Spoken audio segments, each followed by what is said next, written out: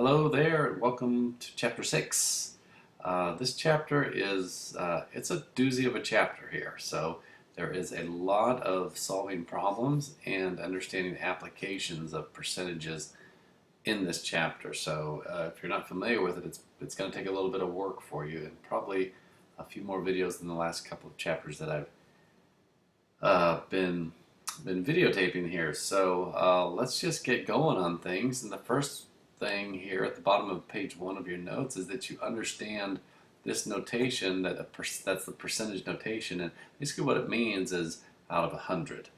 Okay, you have something that happens, and maybe it happens 10 times, and the percentage would be, well, if this were to happen 100 times, the percentage would show how many that you would expect to have happen.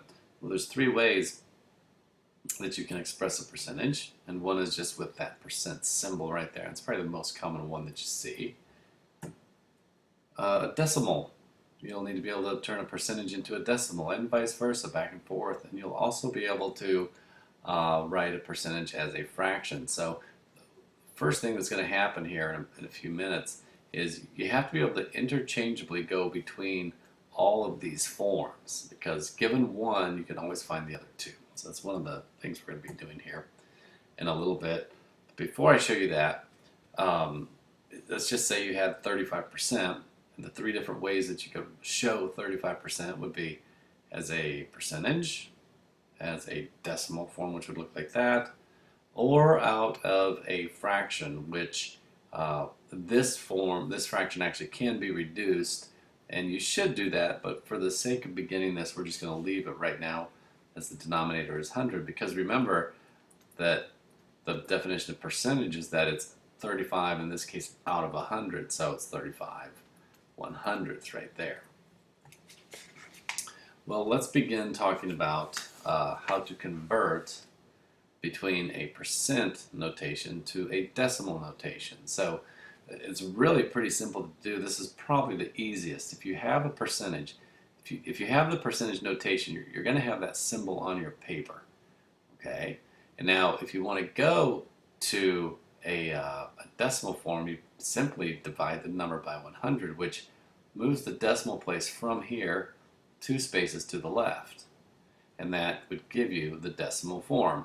Basically, what you're going to do is divide the number by 100. Okay, 78% divided by 100 is 0.78, and the beautiful thing about dividing by 100 is the decimal just moves the matching number of zeros right there. So that fraction there turns into 0.78. If we did the same thing to number 2, if you just divided 4.9 divided by 100, you'd have 0.049 right there. So again, you'll notice the decimal simply moved 2 spaces to the left right there, but since it had that extra space, you had to put in that filler, that 0, to push the 49 over to the proper place value. If number 3, we did that, hopefully you're seeing the pattern there, move to the left, but then we come up to this crazy number 4, 6 3/8% is what that's supposed to say. Well, what you'll want to do with that, if you come across that, and you probably will, you just need to change this 3/8 to a decimal form. Okay, this is a whole number. The 6 is the whole number. So you're going to have 6, and then there's going to be a decimal point right there, and then you're going to have this decimal value right there. That's what the easiest way to go about doing that. So I did that for you right here. 3/8 is 0.375. Now, and notice that I still have the percent symbol there because I haven't divided it by 100. Now I did, and I removed the percent symbol. In fact, let me point out that when you're writing the decimal values, notice I no longer have that percent symbol. That's important that you don't do it there, because the percent symbol is that implication that it's out of 100. Okay, when you change it to a decimal, you're dividing that value by 100 to show that it's out of tenths, 100ths, right? That's the 100ths, whoops, that's the 100ths place. So when you have a percent, that's why we do that. And then this crazy looking number 5, don't let that scare you, the fact that the decimal is over on this side. You're still going to divide that by 100, and you're going to move it 2 to the left. What do you think you're going to have to do? You got it. You're going to have to plug in a couple of filler spaces, zeros right there to come up with that. So that's actually probably the easiest one. Well, that's pretty easy, but it's also easy to go from a decimal to a percentage, which we do next. Probably figure out what we're going to do. These are all values that are in decimal notation, wanting you to convert, okay, from decimal to a percent. So we're going backwards from what we did in the previous slide. Previous slide, we've divided by 100. So what would make sense here? Yes, you're going to multiply that value times 100 because now you're turning it into a percentage. So if I took number 1 and multiplied it times 100, you would have 127, and notice what I put on there now. I now put on the percentage since I turned it into a percent notation. Okay, I have to do the same for number 2, it's 21%. Number 3, multiply by 100, don't worry, but you got to stick that zero filler space in there, and then you have the last two that work out that way right there. So that's pretty simple too. So going decimal to percent or percent to decimal is really pretty simple. Well, then we talk about what if you have a fraction? Well, it's not as easy as the previous one, but you have a calculator now, so it's really not too tough.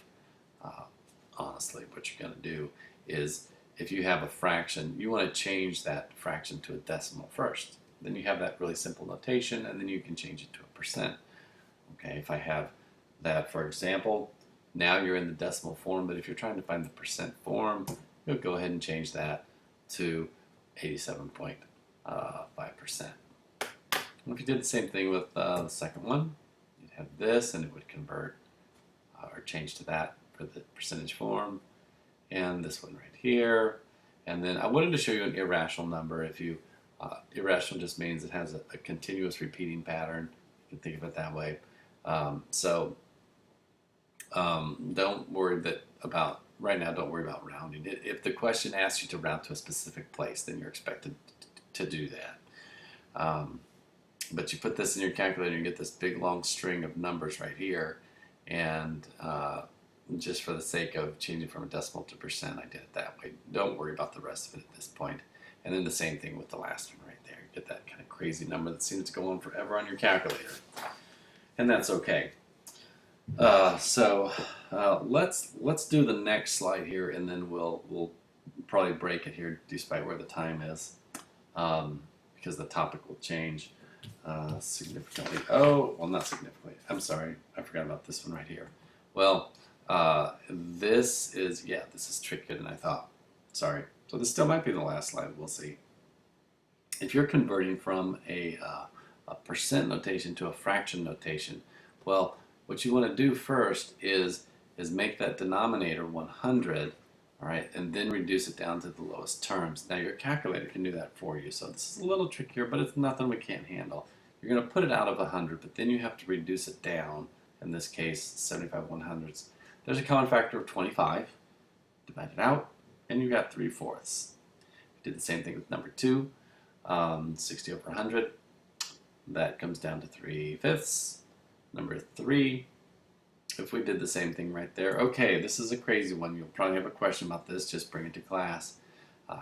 Here's a problem. If you have a decimal in a fraction, you can't leave it like that. But here's a trick I can do. If I have 3.25 over 100, and I ask myself, well, I want to multiply this by a number so that I change this decimal to an actual number without a decimal, like 325. If I could just manage to move that decimal over here, okay, I would have a number. I could have that number with in a fraction. So if I did that, think about what could move it 2 places. Well, 100 can. See those 2 place values right there? So if I multiplied that by 100, but I would have to also multiply the bottom number by 100 because that value is 1. That's what I did right here. Sorry, I popped that screen up a little faster than I meant to. If I multiplied that by 100, I'd have 10,000. So that's how I got this value right here. Now I reduce it to that fraction right there, and your calculator will probably help you do that. If you did the same thing with number 4, here's another example. All right, I'll try to work it up here. And if I had 62.5 over 100, if I multiplied that by 10, it would move that to 625. See, the whole goal is just to get the decimal over to where you don't have a decimal in there. So you'd have 625 over 1,000, which reduces down to 5/8. Well, here's the problem I've run into. I want to get through this slide, so I'm just going to pop up the answers here, and then I'm going to have to stop the video, and hopefully you can look through it and see this question right here. That's the tricky one if you're not sure. That was on the previous slide. So hopefully that helps you get it all worked out, and we will be moving on to the next piece shortly.